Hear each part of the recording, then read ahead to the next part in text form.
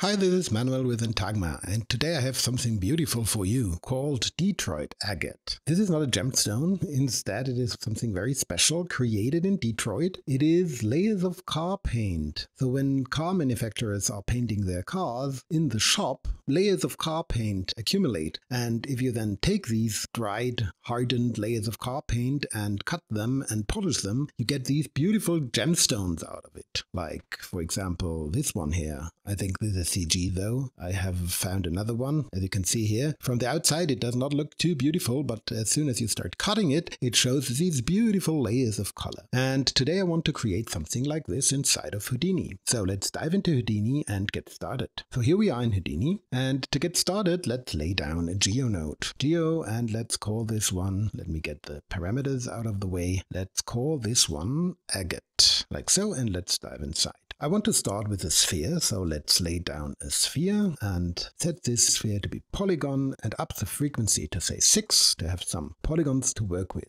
And now I want to deform this sphere through noise to get a more interesting shape. So let's lay down a VOP, point VOP, and append it here and call the point VOP noise deform. Noise deform, like so, and make it visible and dive inside. Now let's use some anti-aliased noise to deform this sphere. Let's lay down an anti-aliased noise node and let's connect P to the position of the anti-aliased noise, generating some beautiful vectors. And now I want to use an add node and add the noise vectors to the position. But before I do that, make sure to set the signature of the noise to output 3D noise vectors.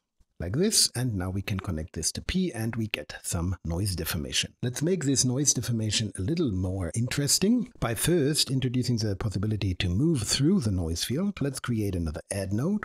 Here, just before, we feed the position to the anti-aliased noise, and now let's use a constant for now of type vector that we can add to the positions. So now using this constant, I can move through the noise field. To make this even more interesting, I want to use a second noise to determine how far the displacement effect will reach. So let's lay down another anti-aliased noise, and this one should be sampled somewhere else. So I want to add another add node, shake all the connections off, and let's get ourselves another constant. Now P goes into this add and the constant goes into this add. And now let's set this constant to something else. Now this noise will output a float, and we want to use it to determine the length of these vectors. So let's introduce a multiply to be able to scale the vectors, and let's put the multiply here before we add these vectors to the position. Before we use this to multiply the vectors, let's put down a fit range to be able to dial in the strength of this noise. So the value goes in here and this goes in here. Now the effect vanishes sort of because these values are all between 0 and 1. So why don't we just say 1, 2, 3? And by moving through this noise, you see what effect this has. As you can see, this exaggerates the displacement a little in areas. And probably we want to go down with the frequency here or with the roughness to make it less rough. And now this gives a beautiful displacement effect. Maybe we can go even higher with this to create some uneven displacement, just a rock surface sort of. Now this rock surface is not very beautiful because we have intersecting polygons here and stuff, and everything is very low poly. So why don't we go up and create a volume out of this? So let's lay down a VDB from polygons. VDB from polygons, and let's turn this into a VDB. That will get rid of all the intersections and stuff. Go down with the resolution to 0.01 to have some resolution here. And now I want to smooth the surface a little. So let's lay down a VDB smooth and smooth this SDF. So that will be our Detroit Agate rock. Now with this in place, we want to create a cutting object and cut into the surface, because the beautiful structures only show in the cut areas. So why don't we convert this to polygons by using a VDB convert VDB, and switch this to be polygons, and now we have polygons.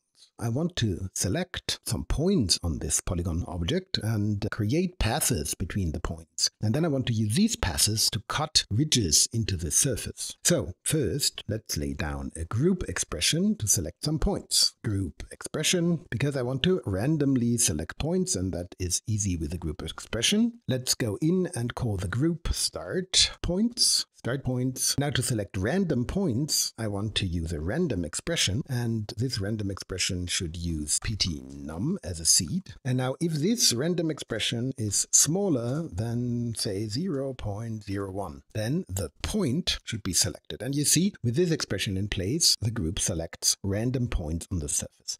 Too many for my liking, so let's go down with the threshold value until we only have very few points. 1 and 2 points are selected, or 3 points are selected, and I plan to use them with the shortest path node to create passes between these points and endpoints that I'm about to create. So to create the endpoints, duplicate this group expression and connect it. First, let's change the group name to endpoints, like so. And now let's use a different random seed by just multiplying pt_num by some factor, so say some random number. These will give different results. Now this group expression creates again some points, but for the ends I want to create more points, so let's go up with the threshold to 0.0005, say. Now I have some endpoints and I have some start points. Time to use a find shortest path. So let's lay down a find shortest path, connect it here, make it visible, everything vanishes and it throws an error because we did not define the start points and endpoint groups. So start points goes in here and endpoints goes in here, and this creates some paths between the points. At the moment, the output path parameter is set to from each start to any end, creating only 3 paths. Let's switch this from any start to each end. This will create one path for every endpoint, giving us this spider web of paths. Now this is nice because I can use these paths to put spheres on them, sort of, and then subtract this object from the original surface. So one way to do this is to clone spheres onto these paths, but I don't want to do this because I'm working with VDBs. I want to do it directly using VDBs. But before I can use the VDB from particles node to turn these points into a VDB, I want to set the p-scale values. So let's create another point warp and append it here, call it set p-scale, like so, make it visible and dive inside. And inside I just want to use just another anti-alias noise, connect p to the position, and then bind export the output to p-scale, like so. And now, with this in place, we can append a VDB from particles that will turn these points into a VDB. And this throws an error. It says very small radii are ignored. So let's go into the set p-scale and append a fit range. And let's say we don't want to have values that are 0. So let's put 0.1 here. And this creates these blobs. They are still a little big. Let's go down with the voxel size to 0.01. That creates these beautiful critters here. And they are still too big. I could decrease the p-scale, but there is another way to do it. I can just go down with this point radius scale multiplier to 0.5, like so. Now that creates a nice cutting object, little root-like structure. So we have our initial rock and we have this VDB. Now let's subtract this structure from our original VDB. For this we need a VDB subtract. And for the first port we want to choose our initial VDB, that is what comes out of the smooth. So this goes into the first port and then our branch tree structure goes into the second port. And that cuts away these things from our VDB, carving into the surface. Now this is the areas that we want to shade with the beautiful layers of color. The very last step is that we of course want to have a polygonal object, so another convert VDB is needed, convert VDB, and again set this to polygons, and this is our final object. If I quickly turn off the wireframe, you can see that is our Detroit Agate smooth surface with cutouts. And of course, if you change the parameters of the initial rock, you can create different surfaces. Now let's append the final null. And let's call this out Agate. And that is it for the geometry.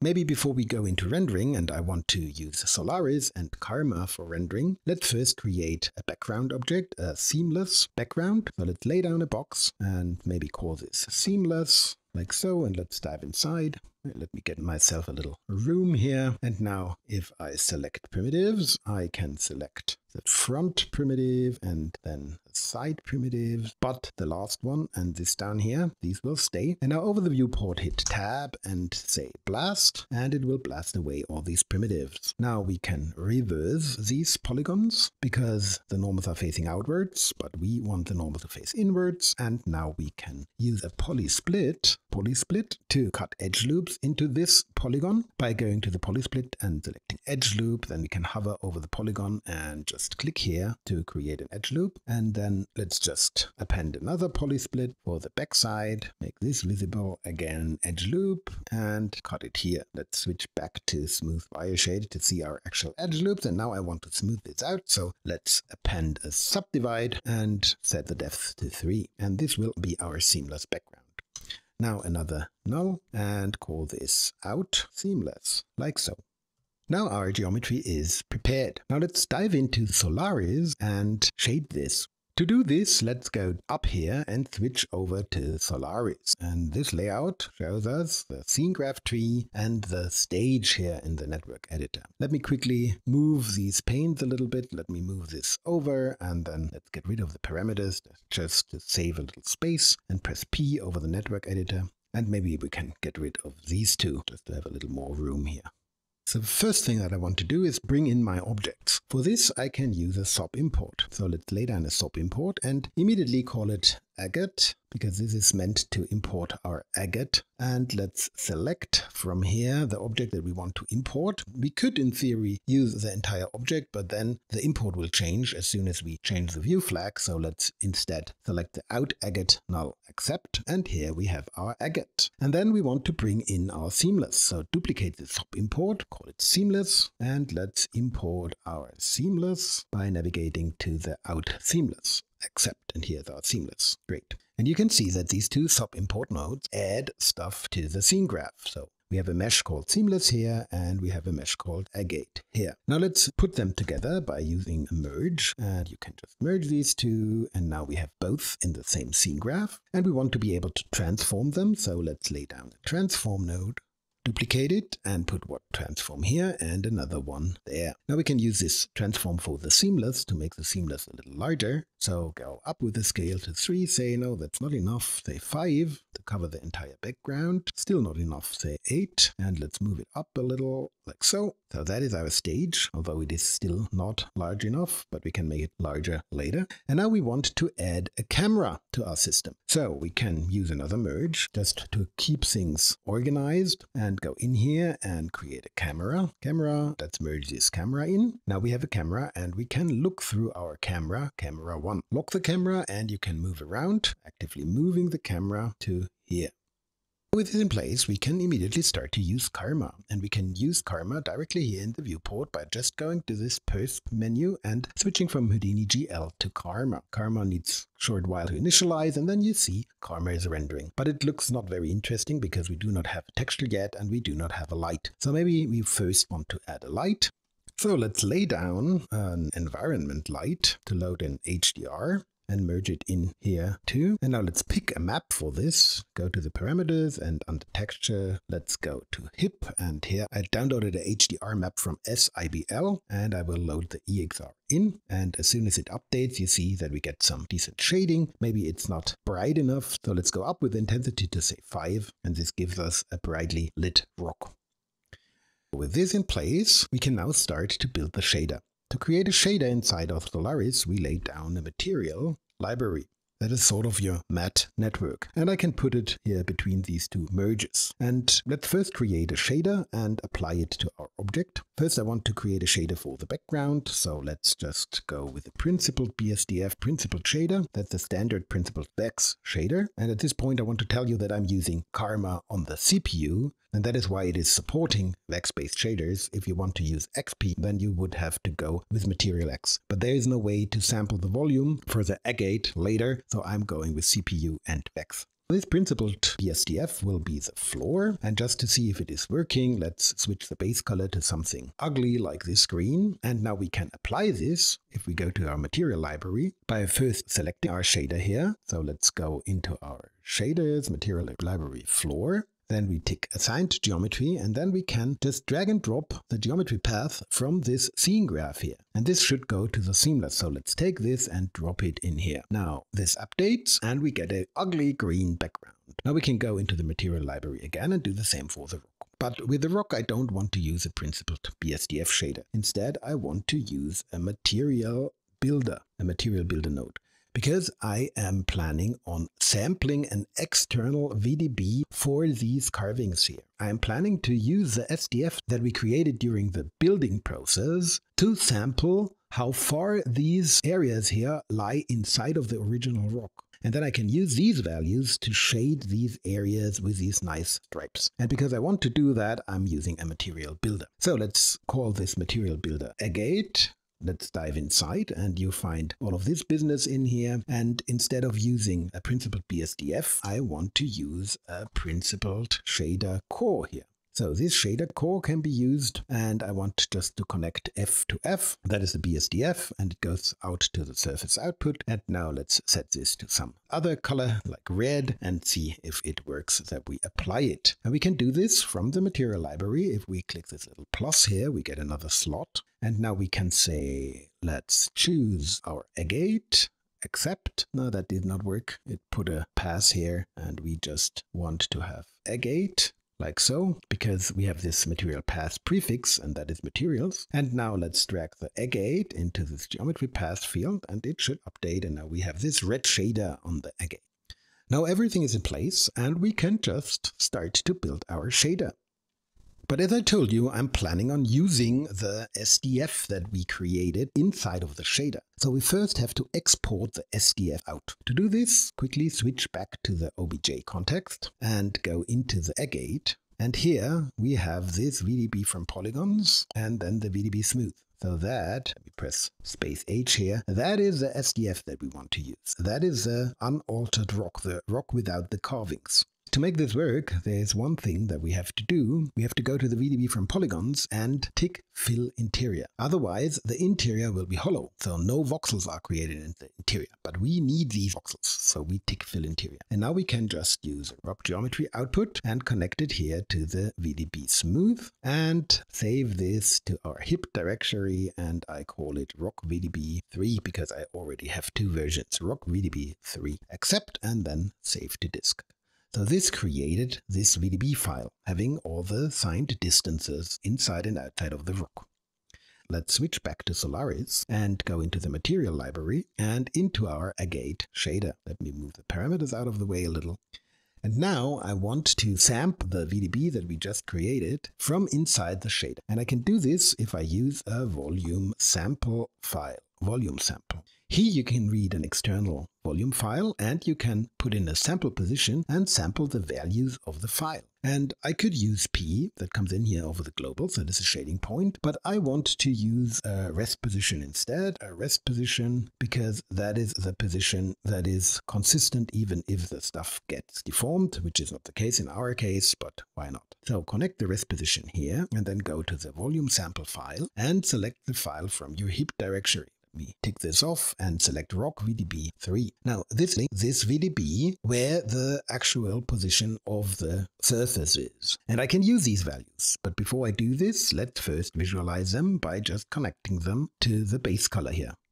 Now everything is black, and that is because of the range of the values. You have to know that a signed distance field with VDBs has negative values inside. So let's append a fit range node to these sampled values. And this fit range goes from, say, minus 0.1 to 0. That is a range where the values are defined. And as you can see, this is working. Now we get darkness once these carvings are deep, and then a gradient to the surface. And the surface is white because the surface has a ISO value of 0 and gets a value of 1 assigned here. So this way we can just sample this VDB to shade our object. But before we continue, let me quickly go to the floor and set this to be something a little less distracting like gray, and let's go up with the roughness to say So all the way over looks better. Okay, now we have the basic gradient in place. Time to create the colorful stripes. At the moment I have values between 0 and 1 here over the course of these carvings, and I want to use a sine function to repeat these values over and over again. So let's lay down a sine, and let's put the sine after the fit. This will not do much because here we have value between 0 and 1 and the sine expects radians. Let's give it radians by putting pi in here, 3.1415, that is pi. And now let's multiply this times, say, 50. And this, as you can see, creates some nice stripes here because the values are repeated over and over again. But be careful, the sine outputs values between -1 and 1, and we don't want that. So let's append another fit range, and let's turn these values into a range of 0 to 1. So -1 to 1 goes into 0 to 1. And this gives some pretty striping that is following the depths of the carvings in the surface. And now let's create not only stripes, but color. And to create color, I want to use a noise. So let's duplicate this fit here by Alt dragging. And now let's get rid of this channel, delete channels, and let's go with the values between 0 and 1. Now I have values between 0 and 1, and I want to use another anti-alias noise, but this time a 1D noise. So switch it to 1D input, 1D output, and our values between 0 and 1 will be our 1D input, and this noise will generate outputs. We can temporarily connect this to the out color to see what this gives. And if we now up the frequency of this noise to say 30, you can see that we get random noisy values here. Now we can just pipe these through a color ramp by introducing a ramp parameter like so. Put it here and call it ramp stripe color like so. And now we can go one level up and we get the ramp here, and we can set this ramp to something beautiful. So why don't we go with, say, a red here, and then some greenish color over there, or bluish greenish color there. And then let's create another one. Maybe this will be blue. And to make it more interesting, let's add just another one. Let's go in here, and the next one will be yellow, like so. And this gives an interesting ramp. But if you have a close look, we are barely getting values above 0.25 or so. The only color that we see here is blue. So the values that come out of the noise are too low. So let's go back inside and go into the anti-alias noise and just up the amplitude to create larger values. And as soon as you do that, you get beautiful shading here. That looks cool, a lot like the Agate that I showed you online. And it only is created inside of the carvings because it is sampling the depth values from the VDB. Now let's combine our black stripes with our color. We can do this by using a multiply node and just multiply our black and white stripes by our color, actually coloring the white parts of the stripes, and feed this to the principal shader. This did not work because the multiply was set to float, so let's cut this again. Let's first use our color to define that this multiply should color vectors, and then this cast is working, and we get our black stripes on top of our colors. And now maybe let's go to the principal shader, call it Agate, because that is the Agate part, and let's go down with the roughness to make it really shiny, like so. This looks nice. And let's deal with the outside. For this we will need another shader. So let's go with another principal shader core and call this outside. Temporarily connected here to shade everything with this shader. And let's go dark gray, maybe even darker. And maybe we put a little color into this, maybe a little greenish tint like so to make it look a little more interesting.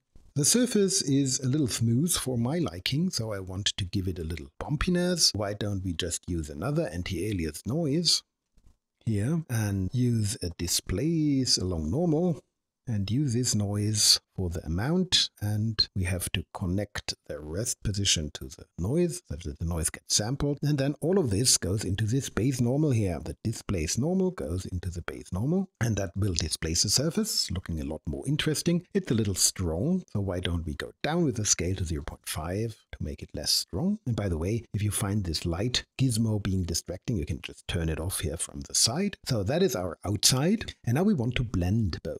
How can we blend between these two shaders? Well, if you look closely, you see that these shaders have a layer output, and this layer output can be used for blending. So let's use a mix a layer mix node. This has 2 layer inputs. If I go with this layer into A and then with this layer into B, I can mix between the 2 layers. But out comes a layer, and what we need is F, the BSDF. So we want to append another node, and that node is called compute lighting. This will calculate the BSDF or pass through the BSDF from the layer. So let's put the layer here, and out comes the BSDF, and we connect it here over there. And now we have a mixture of both shaders. So if you go into this layer mix, you have an alpha value. If you go down to 0 with this alpha value, you see that we get shader A, the Agate shader. And if we go all the way to 1 with this alpha value, we get our out shader, as you can see. So we can drive the mixing with another float. We could, in theory, just use the values from the volume sample. As I told you, everything that is less than 0 is inside. So what if we just remap the values from this volume sample file? And we can do so using another ramp. So let's lay down a ramp, and let's call this ramp val for value, and let's switch it to be a spline ramp because we are dealing with floats here. Now we can connect the volume sampling output to this ramp, and now the output of this goes into our alpha to blend between these values. And now we have to remap the values in a meaningful way. And to be honest, that would not be possible because these values are negative. So why don't we just feed these values here to the shader? Because these values that come out of this fit3 are between 0 and 1. Now if we do this, we in theory can go up 1 level, and now we find this ramp value here that is set to 0 by default. If we go up here, we should create a value of 1 on the outside, but it is still blending from 0, so it's a little dirty. So if we move this knot over, we get a harder blend between the outside and the inside. Let's see, this looks exactly as it was supposed to look. Maybe we move this over a little too, like so. Because now we cut all the values off around the 1 region. So the 1 region gets shaded 2, and everything that is below 1 gets the Agate shader.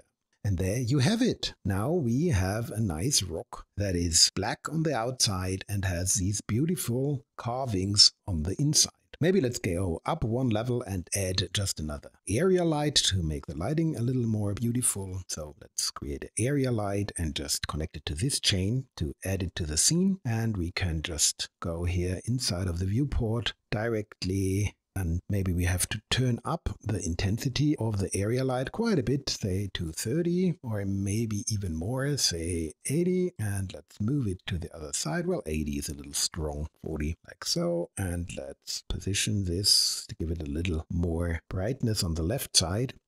Now we can see, if we look through our camera, that is what we get. A little bright still.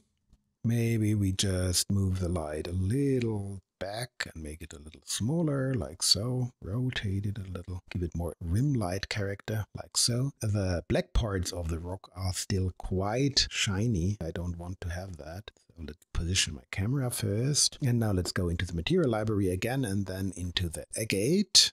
Here we have the outside shader. And with the outside shader, let's go down with the reflectivity and up with the roughness to make it more dull. I think then the contrast between the outer and the inner parts is a lot more intense and thus more beautiful. And here you have it. This way you can create a procedural rock of Detroit agate that has beautiful shading on the inside. And the big advantage of using a shader for this is that you don't need any points here to write the colors to, because in theory you could do the same thing with CD and SOPs. But doing it in the shader always guarantees perfect resolution. So if I make the viewport bigger for now to render this out, you see that these values are always perfect. The only thing that determines the quality is the resolution of the VDB, and this resolution is good enough. And now you can play with the colors, and you can of course play with the carvings and create different rocks. And maybe I go up 1 level, because we can even play with this transform. So if I go to the Agate, we can probably rotate around Y. If there is a more beautiful area on this rock, this looks interesting, for example, with all this carving going on there.